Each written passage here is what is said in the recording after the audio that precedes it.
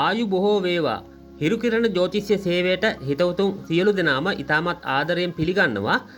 අද මම ඔයාලට මේ වීඩියෝ එකෙන් කියලා දෙන්න හදන්නේ සඳු ග්‍රහතුමා ඔබගේ කේන්දරයේ ඉන්න තැන අනුව මොන වගේ ප්‍රතිඵලයක්ද ලබා දෙන්නේ කියලා. එහෙමනම් අපි මුලින්ම බලමු සඳු ග්‍රහතුමා නියෝජනය කරන්නේ මොනවද කියලා. සඳු ග්‍රහතුමා නියෝජනය කරනවා අම්මා ගැන, අම්මගේ ඥාතීන් ගැන. එතකොට ආහාර පාන ගැන. ආහාර පාන ගැන කතා කරනකොට තමන්ගේ දිවට හොඳ මිහිරි රසයක් දැනෙනවා නම් අන්න ඒකත් නියෝජනය කරනවා කියලා ජ්‍යොතිෂයේ සඳහන් වෙනවා චන්ද්‍ර ග්‍රහතුමා. ඊළඟට ශරීරය ගත්තොත් එහෙම S2 ඔළුව දිව මූණ නියෝජනය කරනවා චන්ද්‍ර ග්‍රහතුමා.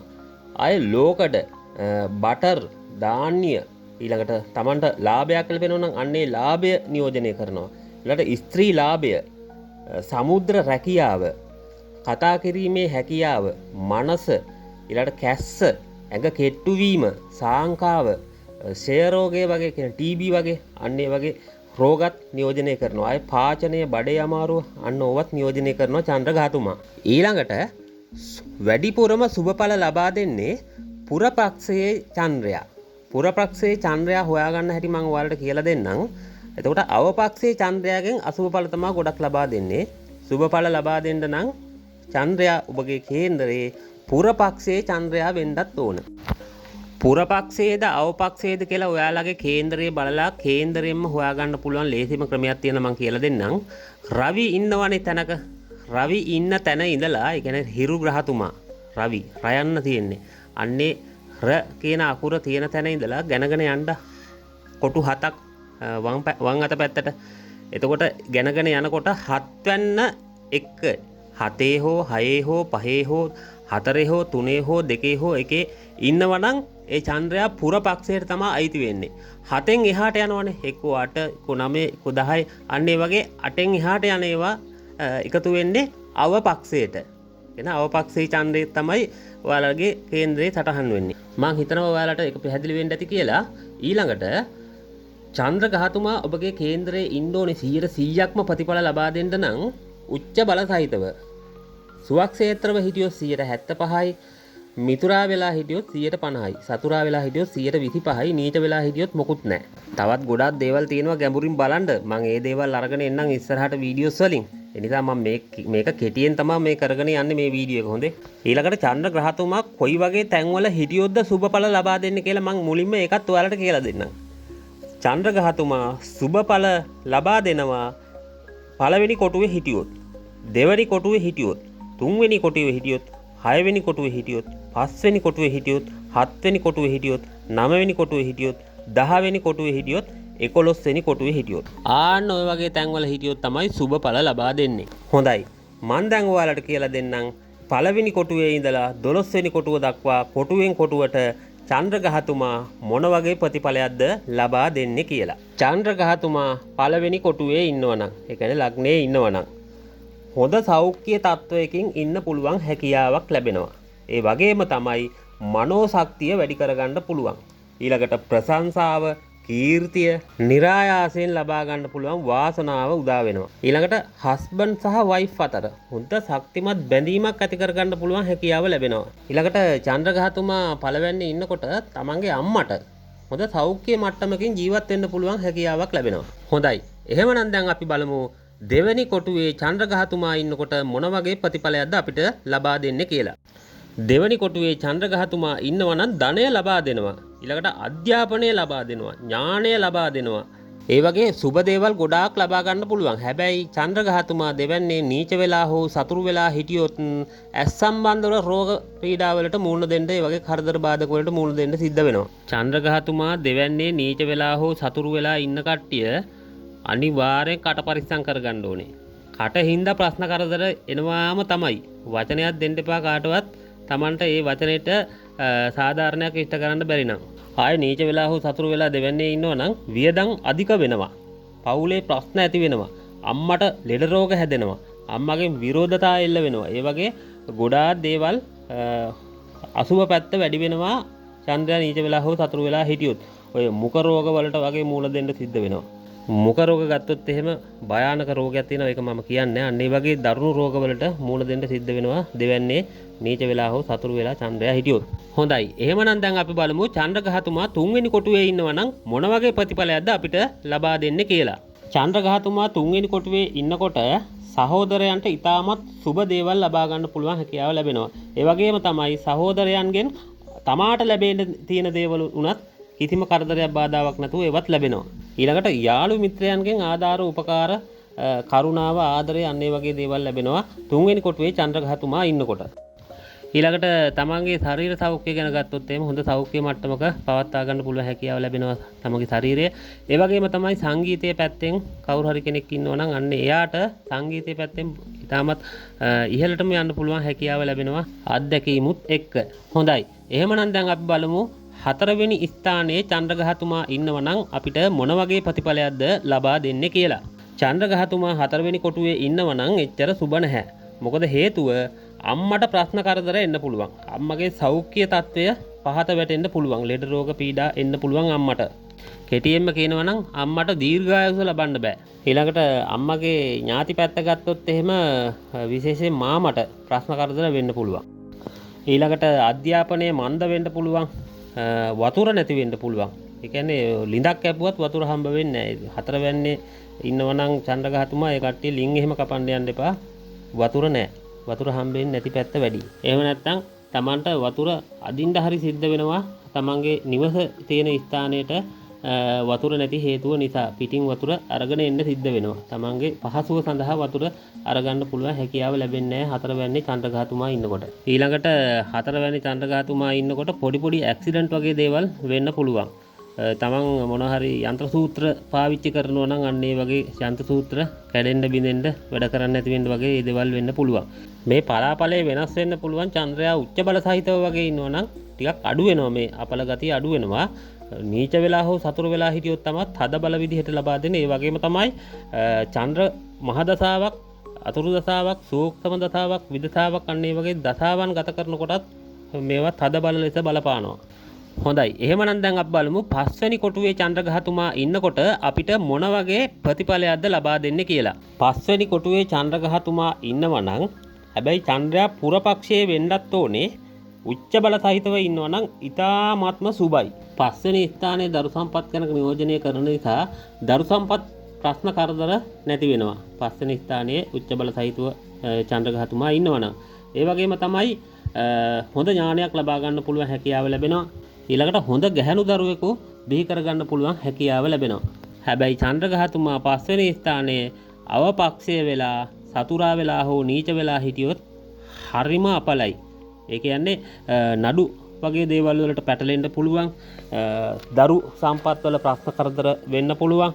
ස්ථිරත්වයක් නැති වෙන්න පුළුවන්. ධනය විනාශ වෙලා යන්න පුළුවන්. රැකියාවක් කරනවා නම් රැකියාවේ ප්‍රශ්න කරදර වෙන්න පුළුවන්. ඒ වගේම තමයි තමන්ගේ අම්මට සතුරු කරදර එන්න පුළුවන්. හොඳයි. එහෙමනම් දැන් අපි බලමු 6 වෙනි කොටුවේ චන්ද්‍රග්‍රහතුමා ඉන්නව නම් මොන වගේ ප්‍රතිඵලයක්ද අපිට ලබා දෙන්නේ කියලා. චන්ද්‍රග්‍රහතුමා 6 වෙනි කොටුවේ ඉන්නව නම් ඊ타ත්ම සුබයි.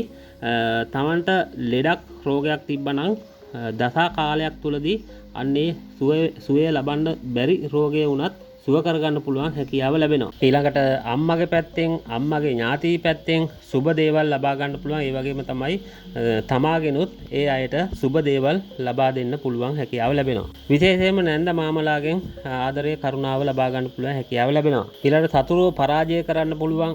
තමන්ට උසාවියේ නඩුවක් තිබ්බනම් අන්නේ නඩුවෙන් ජය ලබා ගන්න පුළුවන් හැකියාව ලැබෙනවා. දසාවක් අතුරු දසාවක් විදතාවක් සූක්ෂම දසාවක් ගත කරන කාලයක අන්නේ නඩුව කතා කරොත්. ඊළඟට පිටරට මාර්ගයෙන් මුදල් උපයන්න පුළුවන් හැකියාව ලැබෙනවා. එක්ක පිටරට ගිහිල්ලා මුදල් උපයන්න ඕනේ. එහෙම නැත්නම් අන්තර්ජාලය හරහා වෙනත් රටවල් එක්ක සම්බන්ධ වෙලා මුදල් උපයන්න පුළුවන් හැකියාව ලැබෙනවා. 6 වෙන්නේ චන්ද්‍රග්‍රහතුමා තැන්පත් වෙලා ඉන්නවනේ. හැබැයි චන්ද්‍රග්‍රහතුමා 6 වෙන්නේ නීච වෙලා හෝ සතුරා වෙලා හිටියොත් නම් මේවා අනිත් පැත්තට තමයි පෙරලෙන්නේ. කියපු සුබ දේවල් අනිත් පැත්තට පෙරලෙනවා. හොඳයි. එහෙමනම් දැන් අපි බලමු 7 වෙනි ස්ථානයේ 7 වෙනි කොටුවේ චන්ද්‍රග්‍රහතුමා ඉන්නවනම් මොන වගේ ප්‍රතිඵලයක්ද අපිට ලබා දෙන්නේ කියලා. 7 වෙනි කොටුවේ චන්ද්‍රග්‍රහතුමා ඉන්නවනම් ඊ타ත්ම සුබයි. හොඳ විවාහයක් ලබා ගන්න පුළුවන් වාග්ය වාසනාව උදා වෙනවා. ආදර සම්බන්ධ වලින් ජය ලබා ගන්න පුළුවන්. පිටරට යන්න පුළුවන් වාසනාව තියෙනවා. රට ගිහිල්ලා හොඳට සල්ලි හම්බ කරන්න පුළුවන් වාසනාව තියෙනවා. එතකොට වාහන යාන වාහන ඒ වගේ ලාභ තියෙනවා. වැඩිහිටියන්ගෙන් ආදරය, කරුණාව, කීර්තිය, ප්‍රශංසාව අන්න ඒ වගේ දේවල් ලැබෙනවා. ඒ වගේම තමයි සිතූ දේ ළඟා කරගන්න පුළුවන් හැකියාවක් තියෙනවා. වාසනා ගුණයක් තියෙනවා 7 වෙනි කොටුවේ චන්ද්‍රග්‍රහතුමා ඉන්නකොට. මේකේ ප්‍රතිඵලයේ උච්ච බල සහිතව හිටියොත් 100%ම ලබා ගන්න පුළුවන්. සුවක්ෂේත්‍රව හිටියොත් 75%ක් ලබා ගන්න පුළුවන්. මිතුරා වෙලා හරි වැඩ කරන්න ඕනේ. එතකොට 50%ක් හරි ලැබෙනවා. හතුරා වෙලා හිටියොත් 125%ක් තමයි සුබ දේවල් ලැබෙන්නේ. නීච වෙලා හිටියොත් මොනවත්ම ලැබෙන්නේ නැහැ. හොඳයි. එහෙමනම් දැන් අපි බලමු 8 වෙනි කොටුවේ චන්ද්‍රග්‍රහතුමා ඉන්නවනම් මොන වගේ ප්‍රතිඵලයක්ද අපිට ලබා දෙන්නේ කියලා. 8 වෙනි කොටුවේ චන්ද්‍රග්‍රහතුමා ඉන්නවනම් සුබ නැහැ. ඉතාමත් අසුබ පිහිටීමක් තමයි මේ පිහිටීම. 8 වෙනි කොටුවේ චන්ද්‍රග්‍රහතුමා ඉන්නකොට හිතන දේවල් කවදාවත් හරියන්නේ නැහැ. මොනවා හරි දෙයක් අපි සැලසුම් කරා කියලා කියන්නකෝ. ඒ සැලසුම් කරපු දේ කඩාකප්පල් වෙනවාමයි 8 වෙනි කොටුවේ චන්ද්‍රග්‍රහතුමා ඉන්නකොට.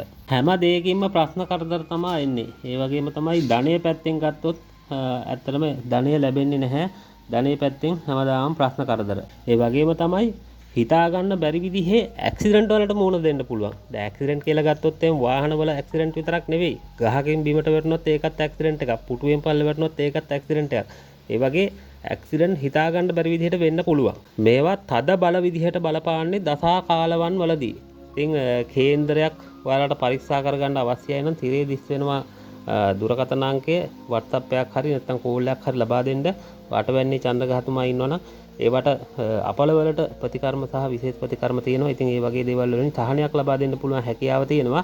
දැම්ම කතා කරන්න ඔයාලට කේන්දරේ පරීක්ෂා කරලා සම්පූර්ණ විස්තරාත්මකව පලාපලය ලබා ගන්න පුළුවන් WhatsApp මාර්ගයෙන් වොයිස් රෙකෝඩින් හරහා. එහෙම නැත්නම් මගේ කාර්යාලයේ තියෙන බණ්ඩාරගමට පැමිණ ඔබට කේන්දර පරීක්ෂාව කරගෙන සියලු විස්තර දැනගෙන යන්න පුළුවන් හැකියාව තියෙනවා. හොඳයි. එහෙමනම් දැන් අපි බලමු චන්ද්‍රග්‍රහතුමා 9 වෙනි කොටුවේ ඉන්නවනම් මොන වගේ ප්‍රතිඵලයක්ද අපිට ලබා දෙන්නේ කියලා. චන්ද්‍රග්‍රහතුමා 9 වෙනි කොටුවේ හොඳට ඉන්නවනම් කියලා කිව්වේ චන්ද්‍රයා පුරපක්ෂයේ වෙන්න ඕනේ, උච්ච බල සහිත වෙන්න ඕනේ, සුවක්ෂේත්‍රව හරි වෙන්න ඕනේ. එහෙම නැත්නම් මිතුරා වෙලා හරි වැඩ කරන්න ඕනේ. අන්න ඒ වගේ ඉන්නවනම් ධර්ම ඥානය පහළ වෙනවා. කියන්නේ ධර්මයේ ටක් ගාලා අල්ල ගන්න පුළුවන් හැකියාව ලැබෙනවා. ඊළඟට සෑම භාෂාවක්ම කතා කරන්න පුළුවන් හැකියාවක් ලැබෙනවා 9 වැන්නේ චන්ද්‍රයා ඉන්නකොට. විශේෂයෙන්ම කියනවා නම් මේ 9 වැන්නේ චන්ද්‍රග්‍රහතුමා ඉන්න අයට ලක්ෂ්මී මෑණියන්ගේ පිහිට ලබා ගන්න පුළුවන් හැකියාව තියෙනවා. ඒ වගේම තමයි ධර්මයට යොමු වෙනවා මෙයාලා. දන් දෙනවා. දන් දෙන්න වැඩි කැමැත්තක් දක්වනවා. දානය දෙන්න. ඊළඟට දරුවන්ගෙන් ආධාර උපකාර ලාභ අන්න ඒ වගේ දේවල් ලැබෙනවා දරුවන් පැත්තෙන්. හැබැයි චන්ද්‍රග්‍රහතුමා අවපක්ෂයේ වෙලා නීච වෙලා හෝ සතුරා වෙලා ඉන්නවා නම් ප්‍රශ්න කරදර තමයි. තාත්තාට ප්‍රශ්න කරදර ඇති වෙනවා. ඒ වගේම තමයි තාත්තගෙන් විරෝධය එල්ල වෙනවා. දේපොළ නැතිවීමට දේපොළ විනාශ වෙලා යන්න පුළුවන් ඉඩකඩ තියෙනවා. ඒ වගේම තමයි අම්මටත් සුබ දෙයක් ලබා ගන්න පුළුවන් හැකියාවක් නැහැ.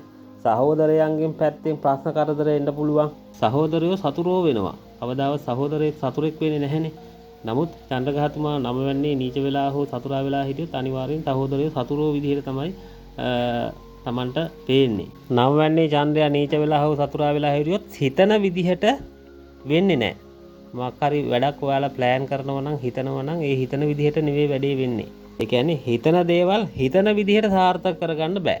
හොඳයි. එහෙමනම් දැන් අපි බලමු 10 වෙනි කොටුවේ චන්ද්‍රග්‍රහතුමා ඉන්නකොට අපිට මොන වගේ ප්‍රතිඵලයක්ද ලබා දෙන්නේ කියලා. චන්ද්‍රග්‍රහතුමා 10 වෙනි කොටුවේ ඉන්නවනම් ඊ타ත්ම සුබයි.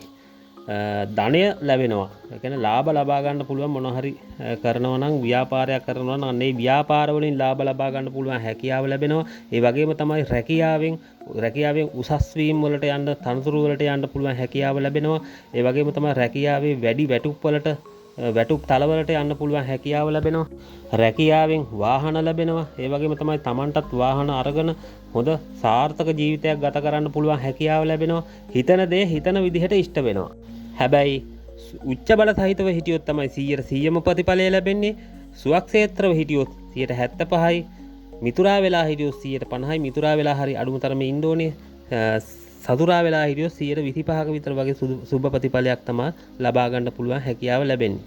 නීච වෙලා හිටියොත් නම් මොනවත්ම ලැබෙන්නේ නැහැ. ඒ වගේම තමයි දසාවක් ගත කරනවා නම් චන්ද්‍ර ග්‍රහතුමාගේ අන්නේ දසා කාලවල වලදී ඊටමත් වැඩිපුරම සුබ ප්‍රතිඵල ලබා ගැනීමට වාසනාව වාග්ය උදා වෙනවා. හොඳයි. එහෙමනම් දැන් අපි බලමු 11 වෙනි කොටුවේ චන්ද්‍ර ග්‍රහතුමා ඉන්නකොට අපිට මොන වගේ ප්‍රතිඵලයක්ද ලබා දෙන්නේ කියලා.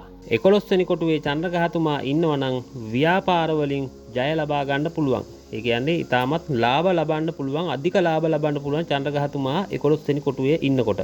තමන්ගේම ව්‍යාපාරයක් කරොත් ඒ ව්‍යාපාරය දිනෙන් දින දියුණු වෙන්න පුළුවන් හැකියාවක් වාසනාවක් තියෙනවා. රැකියාවක් කරනවා නම් රැකියාවේ උසස් නිරතල වලට යන්න පුළුවන් වාසනා ගුණයක් පවතිනවා. ඒ වගේම තමයි රැකියාවේ ඉහළ වැටුප් ලබා ගන්න පුළුවන් හැකියාව පවතිනවා. අහිමි වෙච්ච දෙයක් නැවත ලබා ගන්න පුළුවන් වාසනා ගුණයක් පවතිනවා 11 වෙනි කොටුවේ චන්ද්‍ර ග්‍රහතුමා ඉන්නකොට.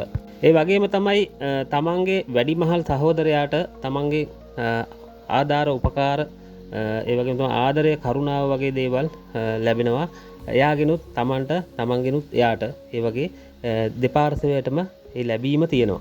මේ සුබ දේවල් වැඩිපුරම බලගැන්වෙන්නේ දසා කාලවල තුලදී. ඉතින් ඒවා ඔයාලට බලා ගන්න ඕන නම් තිරේ දිස්සෙනවා WhatsApp දුරකථනාංකය WhatsApp මෙසේජ් එකක් දාන්න ඔයාලට කේන්දරේ පරික්ෂා කරගන්න පුළුවන් ඕඩියෝ මාර්ගයෙන් WhatsApp හරහා. හොඳයි. එහෙමනම් දැන් අපි බලමු චන්ද්‍ර ග්‍රහතුමා 12 වෙනි කොටුවේ ඉන්නකොට මොන වගේ ප්‍රතිඵලයක්ද අපිට ලබා දෙන්නේ කියලා. චන්ද්‍ර ග්‍රහතුමා 12 වෙනි කොටුවේ ඉන්නවනම් එච්චර සුබ නැහැ. විවිධ ප්‍රශ්න කරදර එන්න පුළුවන්. චන්ද්‍ර ග්‍රහතුමා 12 වෙනි කොටුවේ ඉන්නකොට එහෙට මෙහෙට ඇවිද්දවනවා.